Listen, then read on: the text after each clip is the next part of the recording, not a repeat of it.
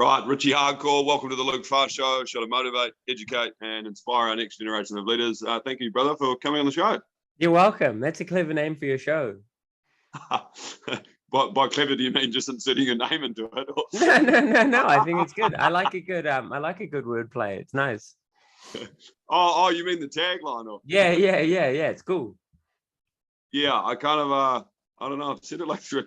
I interviewed Sade the other day, and when I was saying it, I was like, when you just repeat something like so much, and then you stop putting that enthusiasm or authenticity. Yeah. I do know that, how that feels. Yeah. It's kind of like you sound like a radio advert, and when you're hearing yourself, you start cringing. Hey. Yeah. Yeah. Welcome. Hey, I just want to give the audience a little bit of a bio on you. So you're a retired Muay Thai champion with a fighting career over 20 years to now coaching it, along with public speaking around very interesting and deep topics, pornography, drugs. I mean, what lights your fire about giving back and more importantly around social change, which seems to be your ethos? What lights my fire about those things? I guess I really care about future generations, like I've always been aware that, like, the system kind of sets a lot of people up to fail, and that, I didn't have the easiest of by no means the worst, but not the easiest of childhoods. And I've gone on this journey personally and professionally to sort of understand my own situation, and then how that looks across society. And I feel it would be selfish not to do something constructive with it. So, they say find something that you love and you never work a day in your life. And that's kind of what I've done. I've put myself through, academic education and work experience, and on top of my own lived history, and being able to give back, I guess, in some small way to other people. And that means that I never hate getting out of bed and going to, speak at a school, or go to a prison and do a talk, or, do an online conversation with someone about difficult topics, because I also know what it's like to work jobs that I don't want to do. Do you know what I mean? Like, before What was your worst job? My worst job was probably packing sort of shipping boxes at a warehouse in Melbourne. And I just had got to Melbourne, and I'd got to Melbourne with these ideas because I was actually a qualified English language teacher here in New Zealand. Oh, I thought you were about to say a qualified cardboard manufacturer. No. I was teaching English as a second language, but you needed a different set of qualifications in Australia. So I thought I'd go over there and do the same work, but then I couldn't. And then I ended up, going back to what I'd done in my teen years, which is, paid all right, but like just the work was so mind numbing, and I didn't enjoy it at all. And I thought, fuck, there's more to life than this. So I moved back to New Zealand, went to university. And while an academic education isn't for everyone, and by no means the only pathway to different options, for me, it really opened up a lot of things, For sure. Did you really connect with those boxes though? I mean, that would have been oh, bro, I'm great with a tape. I'm a ninja with a tape gun now. Like, it's a skill that never left me. It was so mundane that you started talking to them and having one-on-one conversation. It was so mundane that I would like just go sit in the toilet and like just to kill the time. Do you know what I mean? It was like one of those jobs.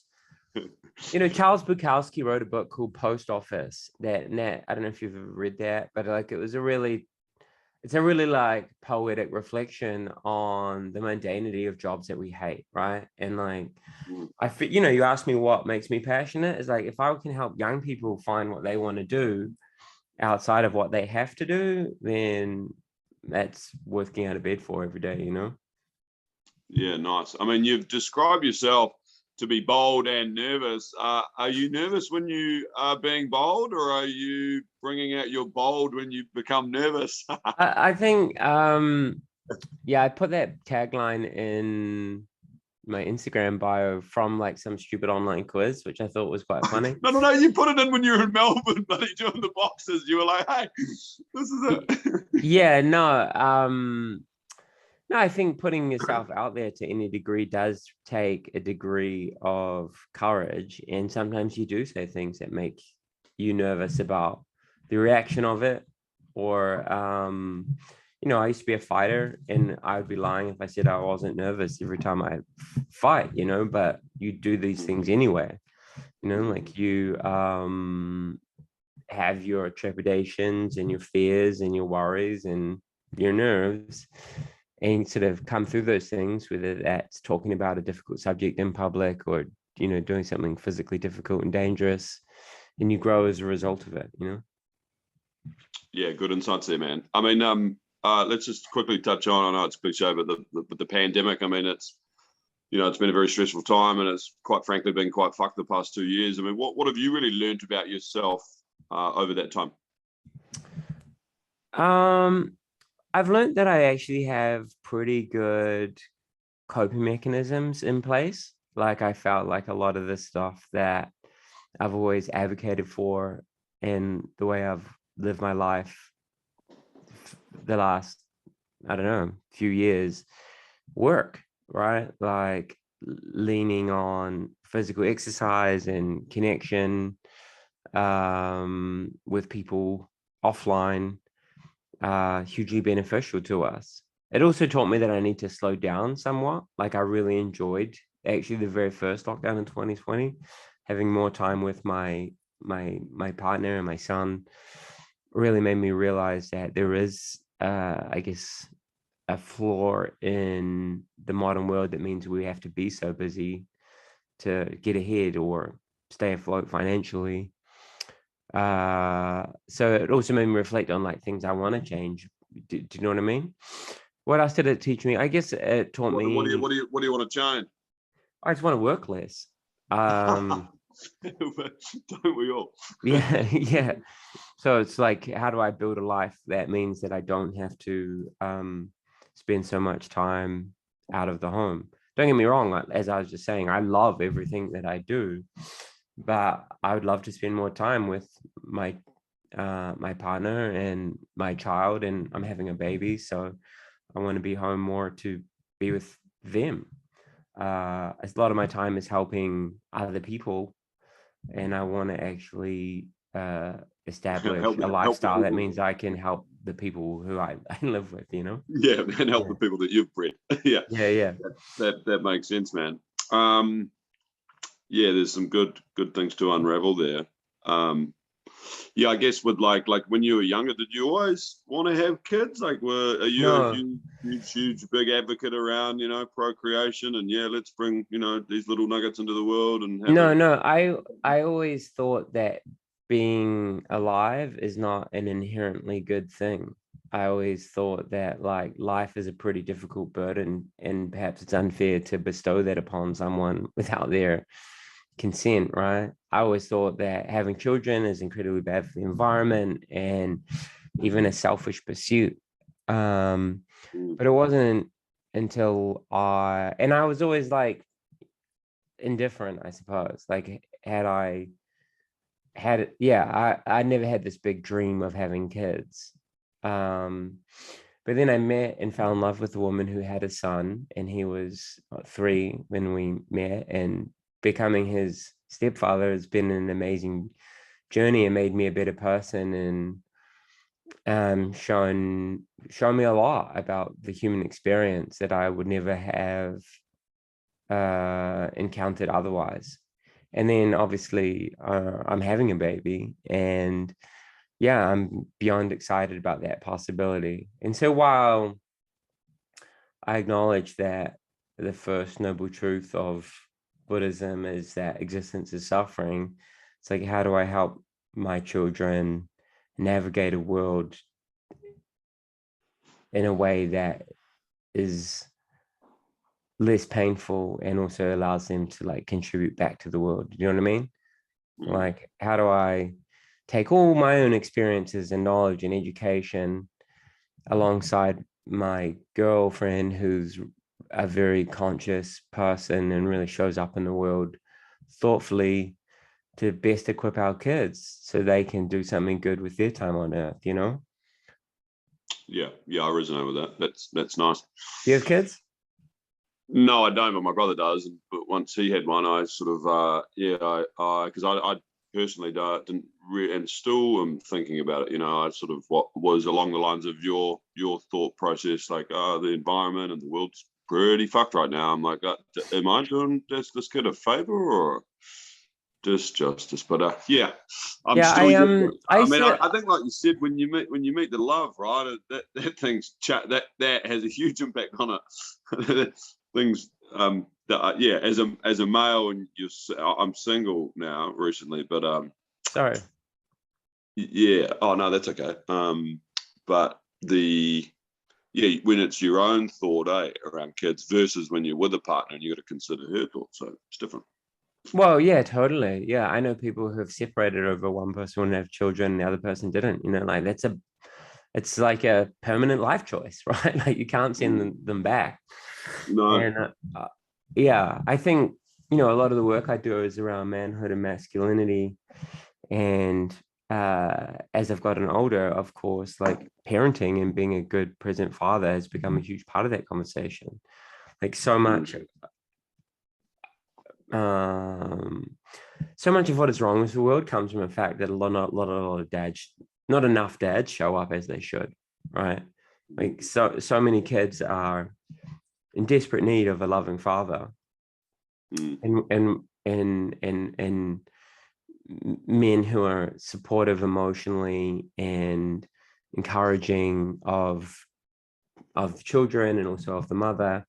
And there's all these little boys out there, right, who are in men's bodies, and I think that's a real. Do you think that's a global thing, or specifically here in New Zealand because of our sort of be staunch, walk tall attitude? I can't speak to it globally. I can't speak to it globally, but I'd say that if I'm looking statistically and sociologically, I could say that in New Zealand, Australia, United States, United Kingdom, these experiences are reasonably similar, right? I can't speak further afield than that, but based on the sort of stuff I study, then yeah, there's a universality to that experience. Absolutely. Back to you having a kid. Do you think there's a high chance it'll be a great Muay Thai fighter? And then what makes a great Muay Thai fighter? Congrats on your boys' win. I saw your post. That's cool. Yeah, thank you, man. Yeah, he fought really well last night. Yeah, it was a really good show, and it's really nice with the COVID restrictions easing to have bigger crowds. So thanks for that. He worked really hard. He's a good young man, you know. And yeah, I'm proud of how he fought. Will my son be a great Muay Thai fighter? I mean, I'm sure he'll have the potential to be, but I'm not going to force him to be. Like, I obviously would love it if he wanted to pursue a sport that's given me so much, but at the same time, like if he's into performative dance, then I will encourage that, you know. What if he wants to work in a factory stacking boxes for the rest of life? Wait, if it genuinely brought him joy, like he found some like meditative peace in that, routine, then sure. I'm just picturing the combo 20 years down the track. So, son, what do you like about working at that factory doing mundane tasks? You know what? It's just really, really meaningful to me. Yeah. Well, you know, like maybe there's, you know, to some degree, I suppose, we're meaning making things, aren't we, as human beings, you know? So I suppose if you can create meaning in that, then it might be a peaceful existence. It just wasn't for me. Yeah, fair enough. Like the nature nurture scenario. So do you, like, based on, like, with your Muay Thai ability, did you naturally gravitate towards it and were naturally good at it? And then the tie-in question there is, because of your genetics, is your son likely to have those skills, or what are your thoughts around that? I don't think I'm especially naturally athletically gifted. I mean, I'm not uncoordinated. Like I learned martial arts pretty easily. But I love the honesty.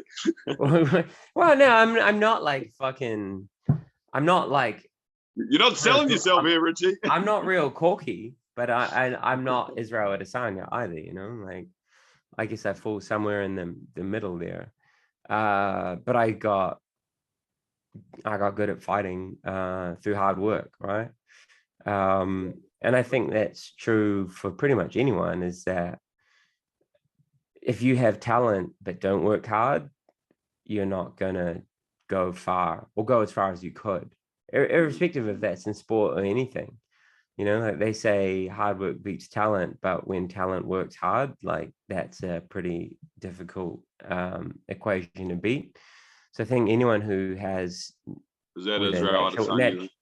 yeah, exactly. Guys like Israel Adesanya, Dan Hooker, Kai France, like the New Zealand sort of MMA elite, they do have some degree of natural ability, but what trumps that is their exceptional work ethic and the work ethic of the people around them, because none of us do sports like this in isolation. We all require a team, which I think speaks more broad. If you can take that out to society in general, like none of us live in isolation, and our environments do impact our life choices. So I guess that when I'm thinking about the more social work side of things that I do, that's where a lot of the difficulty lies, is that you can work with an individual and give them tools and new understandings and knowledge, but the environments that many people live in are difficult to navigate.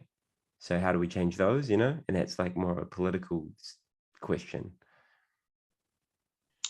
Yeah, there's a lot to unpack that. Yeah, there's a political question, especially, depending on what way you swing between left, right, or middle. But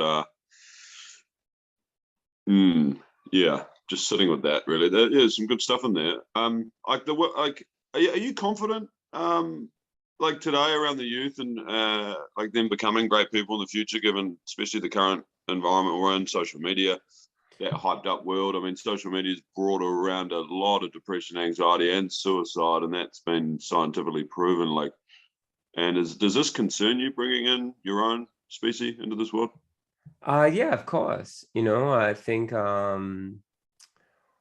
I think you'd be foolish to not worry about your own children or children in general, given the negative impact that technology can have on all of us, whether that's about the polarization of political debate, whether it's about poor mental health and rising rates of anxiety and depression in kids who overuse social media, misinformation, disinformation. You'd be like willfully obtuse to not be concerned about that. But I think that if you give your own children boundaries and rules around screen time, if you give them critical filters in education about what they're consuming, then you're very much vaccinating them against the harms of excess use. Because don't get me wrong, like social media is not all bad. Like there are lots of good that come from it, positive social changes, personal connections, meeting cool people to go on dates with. Do you know what I mean? But it's the overuse of it. It's the unintentional sort of consumption of shitty ideas, not filtered critically, that lead to negative outcomes, right? So I think with my own kids, it's about having age appropriate conversations with them and putting boundaries up. Like if you just let your kid like on the phone and on social media from a young age, you're not being a conscious parent. So I think parents need to pay a lot more attention to their kids' phone use and parent, not just let their kids run wild with that shit, right? Social media can cause and does cause harm. So you need to mitigate that by giving your kids limits on how much of it they can use and what they can use and when they can use it. If you're letting your kid go to bed with a phone in their room, you're setting them up for failure. Don't do that. But they could be jumping on the Luke Farr show to be motivated, educated, and inspired today. Well, no, I know what you mean. I do know what you mean. Actually, on that note, Richie, why do I have to put my date of birth in for an alcohol site, but not for a porn site? I've never. yeah. Well, both of those things are fucking stupid, because you shouldn't be able to buy alcohol online anyway, because it's not like you get like a strict age check, is it?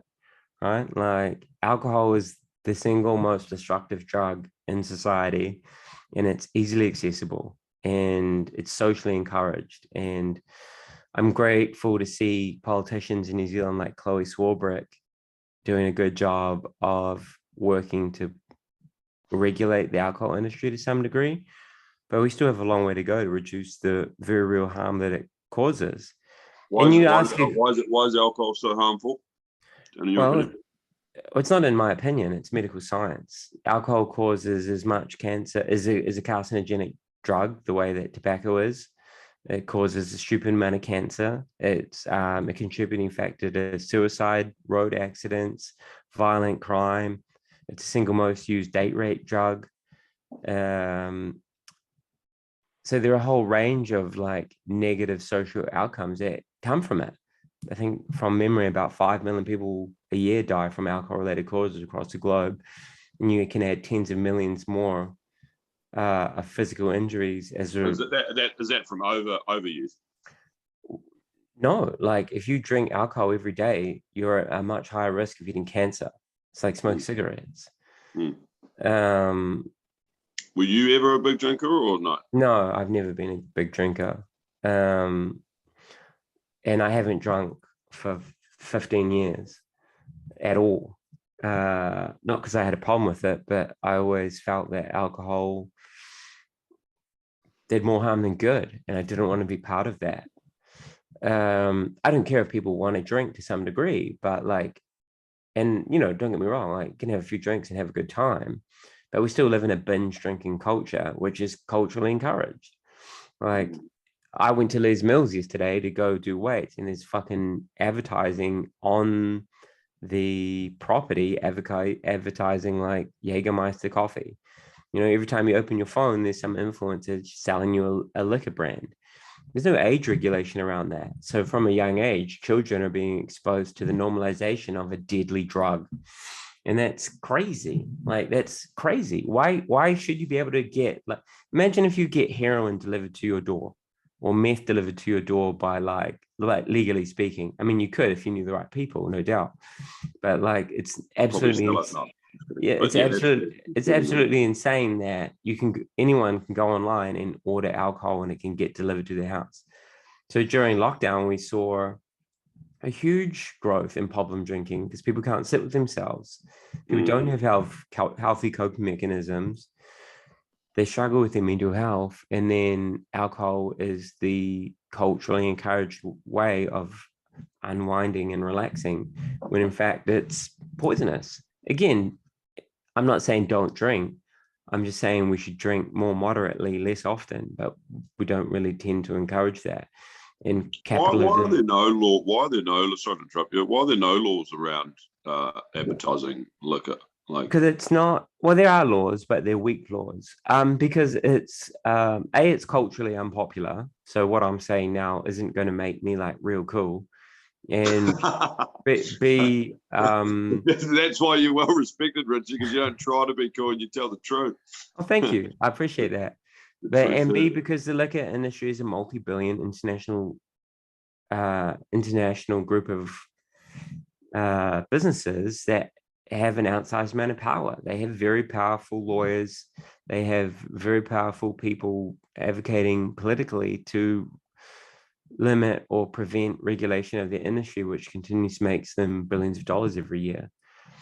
You know, I find it crazy when I see social justice people on the internet getting mad that someone made like a shitty joke 10 years ago that was racist, sexist, and otherwise disrespectful towards a minority group, which is of course wrong.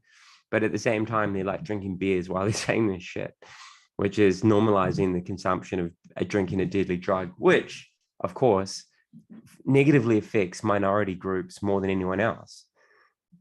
So like this started way back in the 60s, right? The 6 o'clock swirl and all of that, and let's rush to the pub because it closes soon. But like where in the youth's mind today, and sorry, not just the youth's mind, it was in my mind too, around the lifestyle when it comes to Friday, and you hear so many kids say, yeah, let's go get fucked up. It's like, so where did that start or come from?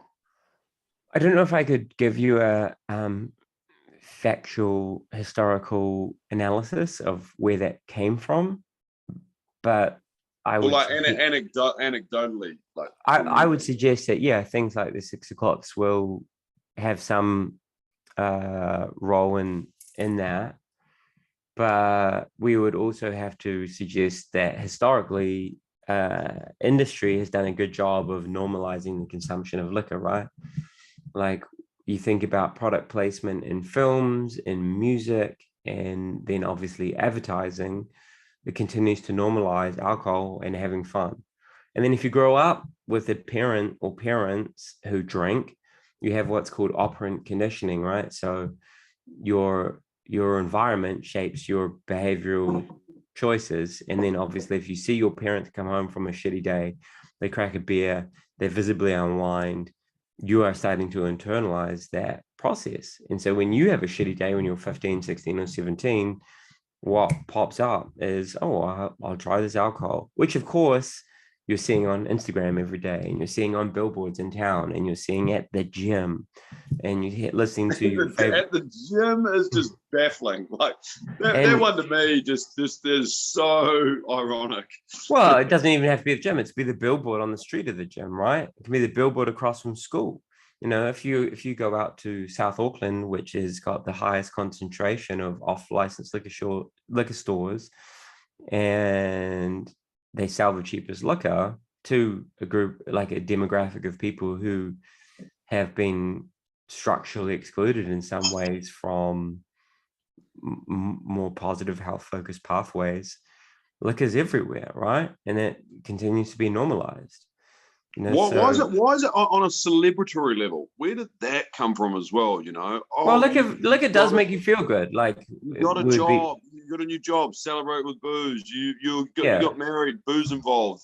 Private functions, they just celebrated a big win. There's booze. Like, where did the celebratory level around including alcohol in our culture? I find it interesting, eh?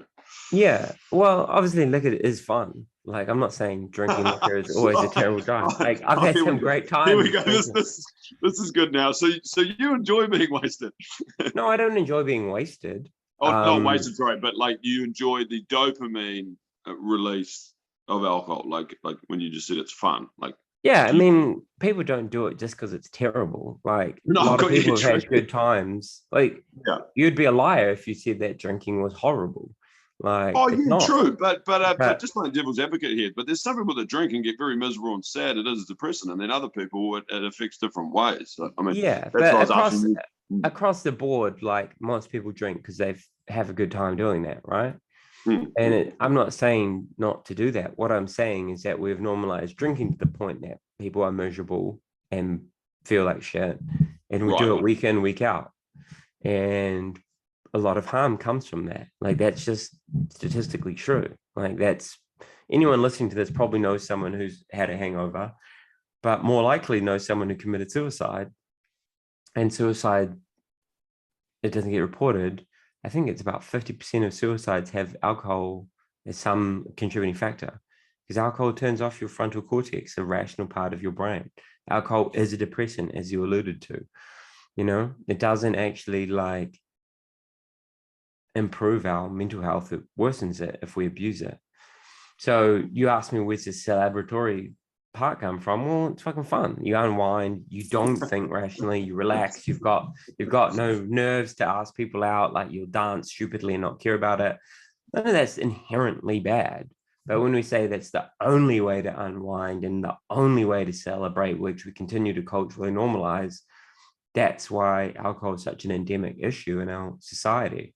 So where it comes from, I'm not sure. I guess historically we've always done that as a species, but then when capitalism got hold of the alcohol and alcohol industry continues to normalize that and promote that in the face of like very limited public health measures, we kind of like put that on steroids, right? So we could limit that if we limited the way that we were allowed to market a drug that does cause so much harm. Yeah, big shout out to your partner Claire Robbie, who does an amazing job at No Beers Who Cares. That's great. Shout out to thank you. Yeah, so those things like that are like cultural change mechanisms, right? A lot of people would like to not drink, but it's socially isolating. So you need things like No Beers Who Cares to culturally normalize sober socializing. it's like it's nuts that you have to do dry July to have an excuse to not drink, right? Like you go to a party and you're like, yo, what's up, man? Are you drinking? And someone says no, that's gonna get met with like, why not? Or like, well, just have one, or like harden up, like just come on, bro. Like if I didn't Come want to on, bro. fucking It's like the symbolism of masculinity. Eh? yeah, it is. Yeah, yeah, If you're drinking, if you're not drinking, that's deemed as being weak, or you're a pussy, or like yeah, yeah. it's like, hang Yeah, on, no, that's all wrong. It's like you're a bigger man if you're not drinking. yeah, no, yeah, precisely. Yeah, yeah. Yeah, it's huge. I did a bit of a self-confession, and it's certainly not one of my most finest moments in life, but did dry July 2 years ago and got second highest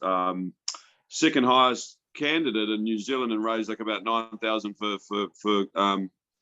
the mental health, which was great. And then I just completely, so after dry July, yeah, come August, just got absolutely smashed, and well, not absolutely smashed, but then at the back end of it, I was like, I just need to get my car out of the loading zone. And as I was coming out, like whacked into a pole, and then the cops came and shit hit the fan. So not good. Were you drunk when you're doing that? Correct. Yeah. Yeah, yeah. Well, I'm glad no one got hurt. Because no one got hurt. I could have killed someone, but pretty heavy. Yeah, it is. Well, I had a cousin who killed his two best friends drink driving when he was 18, Mm. I've, I never got in a fist fight with a sober person. You know what I mean? Like, It's true. It's a very good line. That's a great quote, actually. well, it's true. Like, Yeah. it's true. Like, I don't drink, but when I was a young man and would go out, like drunk guys would want to get in fights, or they would attack your mate. And Did you whip their ass, like just because of the skills you had, or did you keep it pretty chill? Like you knew inherently that you could absolutely own anyone, but well, you that's don't also, really think in a. Have you ever been in a fist fight? yeah, I don't like them. Most of us, we don't think consciously when we're fighting, right? So you don't go through a logical decision-making process.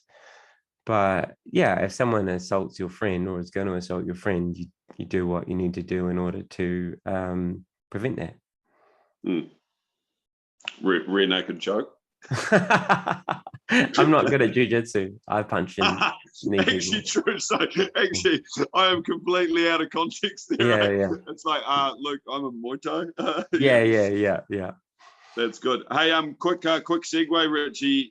Just as far as skincare goes, but do you use any skincare? And if so, why? Yeah, I live and die by Aesop. It's an Australian brand. Oh, cool. And I've been using them for a long time. Yeah, I'm a big fan of Aesop. They're in complete range. like I wash in Aesop. I like moisturize with Aesop. I just absolutely love this, because we've gone from an Aesop testimonial and advertorial to then a complete different one, which is my lovely sponsor down there in the Hawke's Bay. But she's got us, and this is my job actually to convert you from Aesop to hers. But no, in all sincerity, super cool, environmentally friendly. This package is actually made out of sugarcane extract. It's a self-activating lightweight moisturizer made up of pomegranate grapeseed extract, green tea, non-greasy, perfect for post-shave or for problematic teenage skin, and ideal for pre-makeup application. This is cool though. It's got the extract of kawa, which is very unique. The moldy restorative herb, I'll have you know there, Richie. Look at your face. You're going, a man's doing a commercial around skincare. I am. I feel a little bit set up, but that's okay. Yeah, no, that's okay. Yeah, you can check more out at www.toffagyskincare.com. Anyway, back to the guest, Richie. Yeah, sorry about that. Sorry to put you through that pain, mate. Yeah. I'll forgive you later. Yeah. But anyway, in all sincerity, Aesop is a great product too, so that's great. Well, it works for me, man. I'm not trying to sell it. You asked me. I know. Yeah, I'm just being full blown facetious. Anyway, back to, I want to talk about community. I mean, what does the word community mean to you? What are you doing to sort of impact community? And yeah, what am I doing to impact community? Well, start with like the term community. It means different things to different people. What does the word mean to you, quite simply? Uh, a community, I couldn't give you a definition. I suppose when I think of community, we start with like, you can have communities of interest and you can have communities of place, right? So community of interest, people who like jujitsu, people who like cow based skincare products, and or hang on, you said you're being set up there. Great. uh, Thank you for bringing that back up. Or you can have communities of place, people who live in Christchurch, people who live in Auckland, right? And obviously we have so many different divergent groups within any community of place. So you've got like your gay community, Pacifica community, you've got your league community, you've got your music community. So it's about, people who've got perhaps shared interests, shared histories, that connect them, right? And I think community is an incredibly important thing for our wellness. When we think about mental health, when we think about mental illness, people who feel disconnected from community are at much higher risk of negative life outcomes, right? So how do you keep people in community? We're a social creature. We are designed to be part of a village and a broader tribal group. So when we, I like how you've unpacked that, and I mean the reason I asked that question, that just the depth of hearing someone articulate it, because when like community, when someone says community to me, generally I think of more positive based things, but also community can be also negative, and there's very bad communities also, i.e. gang culture and things like that. There's communities around that. It's not necessarily just a positive thing when someone says community. Well, you have to think that people in gangs have created a community for precisely the reasons that I've explained, right? If you grow up and you've been sexually abused and you're smoking methamphetamine from 11 or 12 years of age, like some of the people I work with in the gym who are in rehabilitation and are part of gangs, a gang becomes a safe place for you. If no one else in society wants to care for you or love you or give you food, clothes, and shelter and a sense of belonging and purpose, your human need for connection means that a gang feels good. So while gangs do cause harm through the sale and production of drugs and extortion and violence, if we really want to understand the gang issue, I think we need to reflect that it's a community that emerges from a deep human need to belong. We can't just demonize people who are in gangs. We actually have to say, well, how do so many people not belong in mainstream society, and why have they created their own society? Why have they created community? And their community is often one that comes from experiences that most people can't conceptualize and will never, ever see in their own life, right? So, yeah, of course, we're not saying that the crime that gangs commit is a good thing. It's not. I know people who have lost their lives to methamphetamine addiction, and that methamphetamine gets produced and trafficked by gangs. But at the same time, they don't know any different. They've been, they don't know any different. And just saying people in gangs are fucking animals is an ignorant thing to say.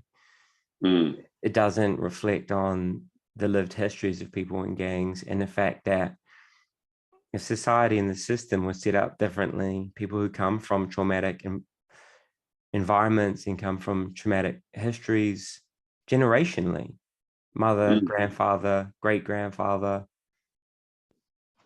then we're never going to fix the issue. And we do such a poor job of that because we look at the headlines without looking at people's stories. And we don't do a good job of providing adequate services to help rehabilitate and walk alongside people who need patience and compassion to change. They're always going to stay in that community unless we offer them an alternative. And that takes a lot of time, like anything, right? New habits are hard to instill, and especially someone that's been nurtured into that environment literally from birth, seeing their parents being a part of it. That's all they've seen. And, in your experience, like how long has it taken someone to completely rehabilitate and switch lifestyles on its head wholeheartedly? Is it I think it's a life's work. I think if someone like yourself, who I'm presuming is economically comfortable, I don't know your lived history, but what was growing up like for you?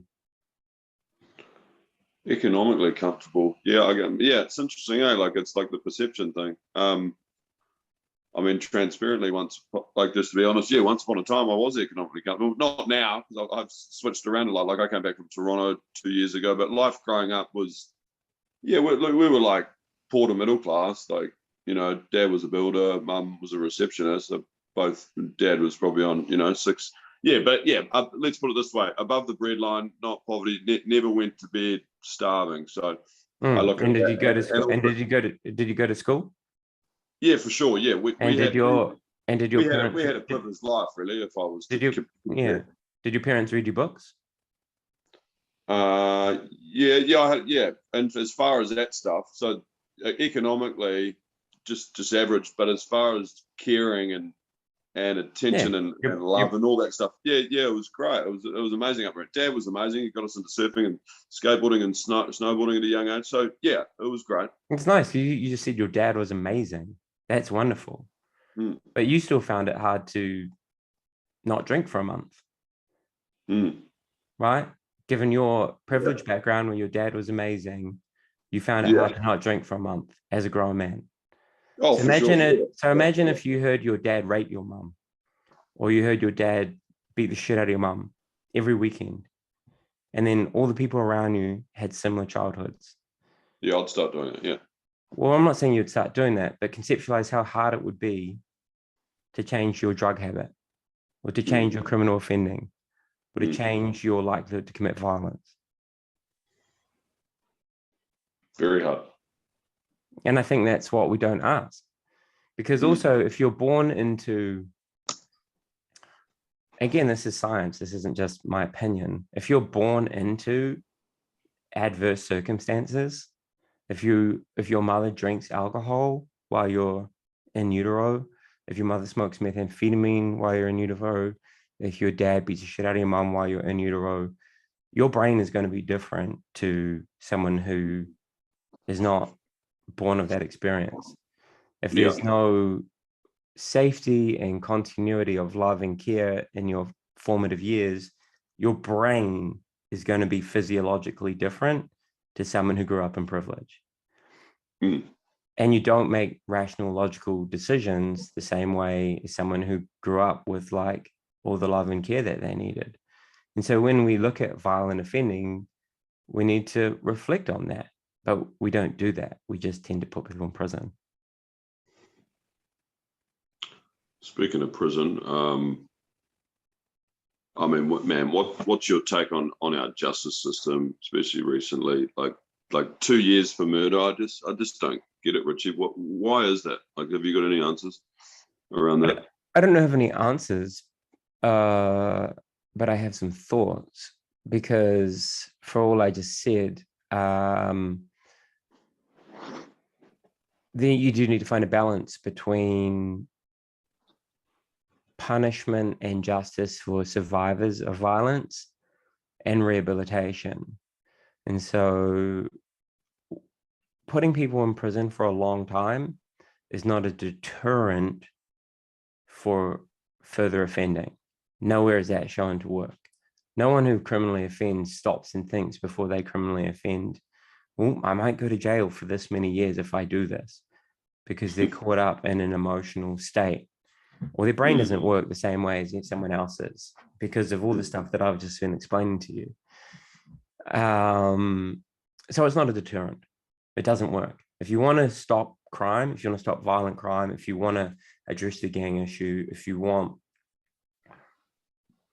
a less violent, kinder society, you need to do things like make sure everyone gets paid a fair wage, that there aren't liquor fucking shops in every community, that everyone gets books and a warm bed and security of housing and access to healthcare and all the sorts of things that people how do you get someone on a livable, how do you get everyone on a livable wage when some people are more skilled than others? Well, that's a political decision. Like you said, a livable wage, right? Like you can How do we you can still have positive, you can still have like a tiered economy where people who are more skilled than others and work harder and put themselves out there get paid a lot more at the same time as having a livable wage, which we don't have because how do we even define a livable wage? You'd have to talk to economists about that, but which I'm not.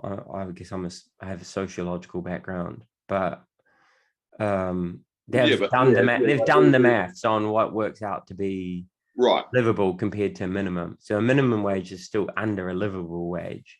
Oh, sure.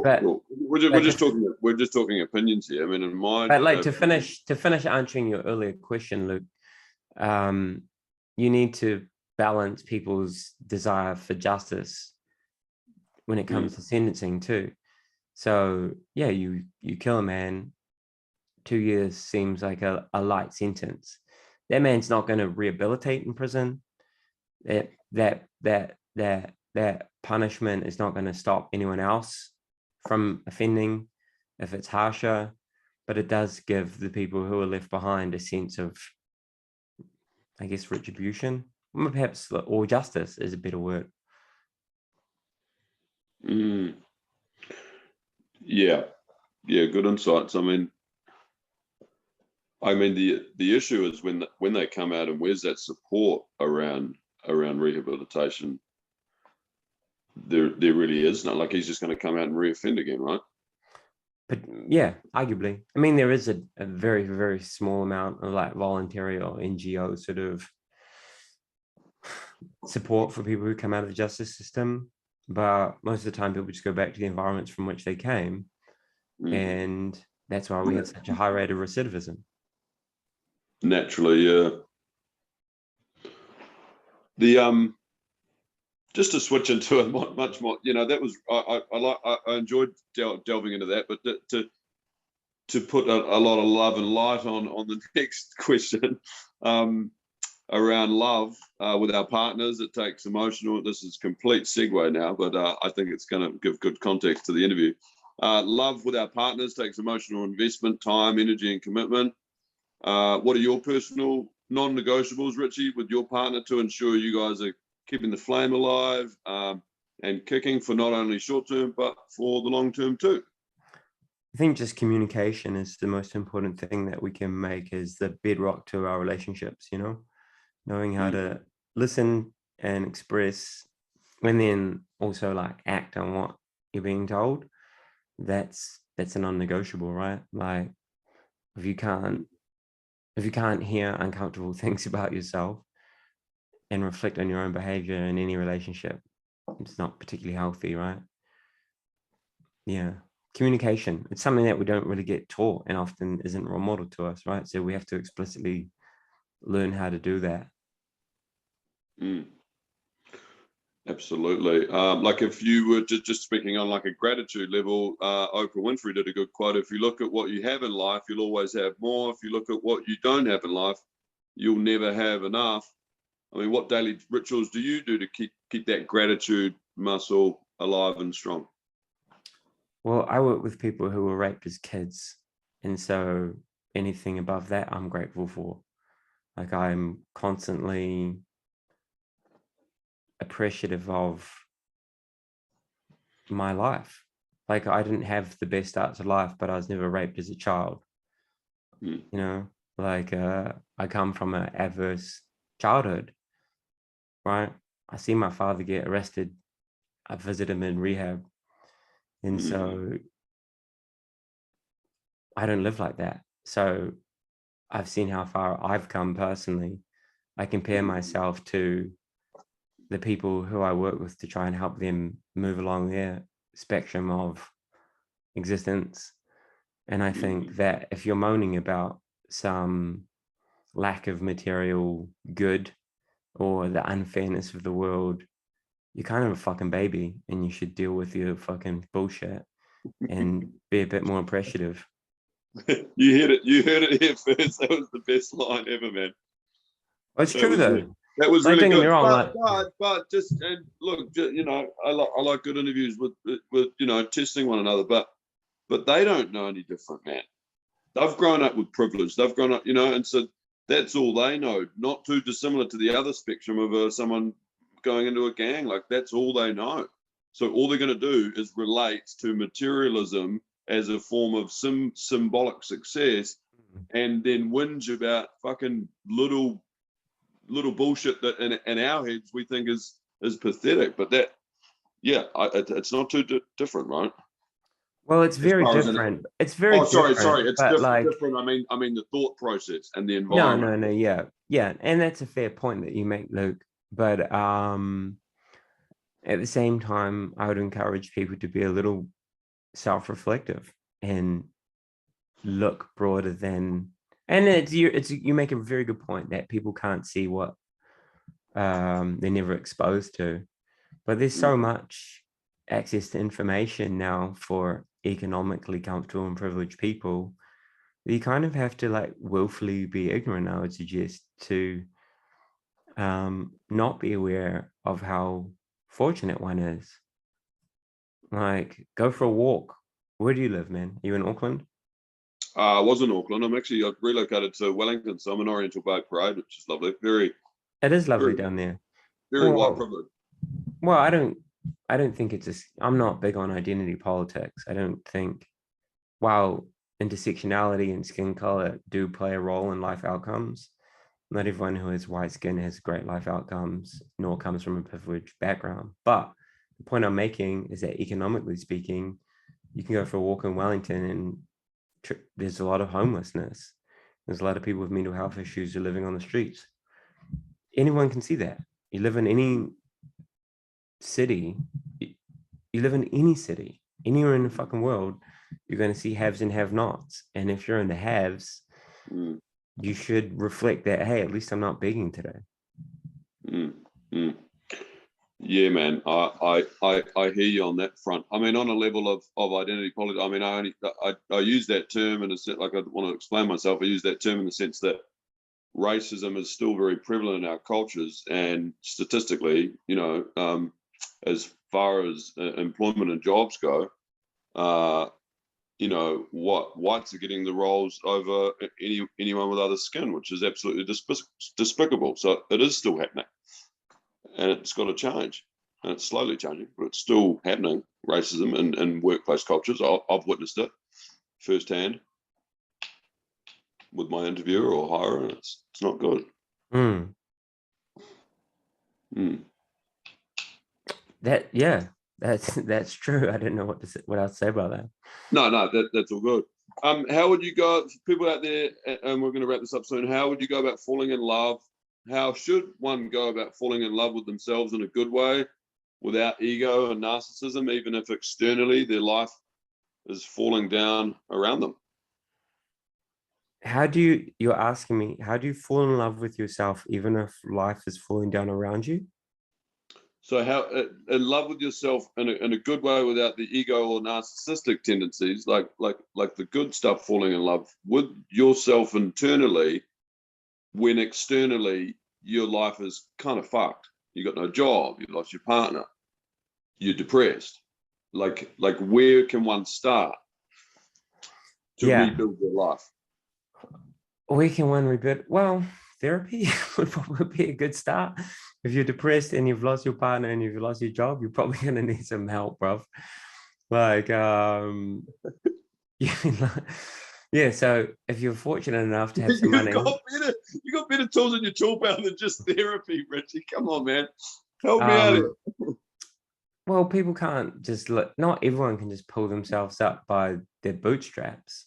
I think just positive thinking by itself isn't going to change your existential suffering, right? Like depression's an illness. So you ask me, like, if you're depressed, just like if I broke my arm, I'd go to the doctor. If I'm depressed, I should go to like a doctor for my mental health. I'm trying to answer specifically to your question. Even if you've lost a relationship, there's like a mental health outcome that's negative to that. There's a grief that comes with that. Grief is something that I think is often not talked about enough. You know, to tie into the themes of this conversation today, I know a couple of women who've lost people to suicide and homicide, which was like that psychological pain and distress was a driving factor to their drug use and then their drug abuse and then their descent into criminal offending, right? Like if your life is falling down around you, you do need like professional interventions. Or again, to tie into the conversation, you need a supportive and loving community to hold you and stop you hitting the cold floor as you fall.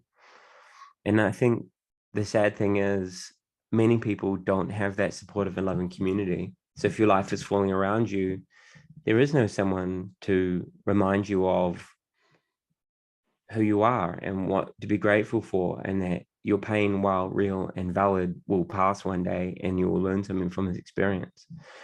And so mental health professionals can take the space of community to some degree if they're good at their job, right? They can help you have those healing conversations. They can help you reflect on where you've been, where you are, where you can still go. I think what you're meaning to ask me is how do we... Those are really good insights, and sorry to interrupt you there. I want to take out the external factor of that, because I think there's some really good zhuzh in the fact that let's just take a law-abiding citizen, right? Life's going pretty well, but during their upbringing, it has embedded in their characteristics some form of self-loathing, self-doubt, insecurities. You know, how can one start to, but what are some tools that you would like either you do, or where can one start to just start having more self-confidence, self-esteem, self-love, all that good zhuzh, you know what I mean? Yeah. Well, I think daily practices like exercise are scientifically proven to be good for us, you know? Like you don't have to be good at it for it to be good for you. So finding a sport that you enjoy, a gym routine, in this community of all of that, I think being mindful of your physical health, so what you eat, how much you sleep, how much time you spend online, all those things are essential. I think love it. You're a very smart man. I love it how you keep tying back in your answers to my previous questions. It's very well, good. I figured you wanted to talk to me. I figured you wanted to talk to me not because I'm full of shit, right? So I'm trying my best but you look back into the community. No, it's very, very good. Hey, Richie, that's all we've got time for today on the Luke Farr Show. I do want to thank you. I'm very grateful for you coming on, a show to motivate, educate, and inspire our next generation of leaders, man. And you're doing such a great job out there. So thank you. Yeah, you're welcome. Thanks for being interested in talking with me, Luke. I hope you have a good day. Yeah, we'll do. I'll just hit stop recording, then we'll do a quick debrief.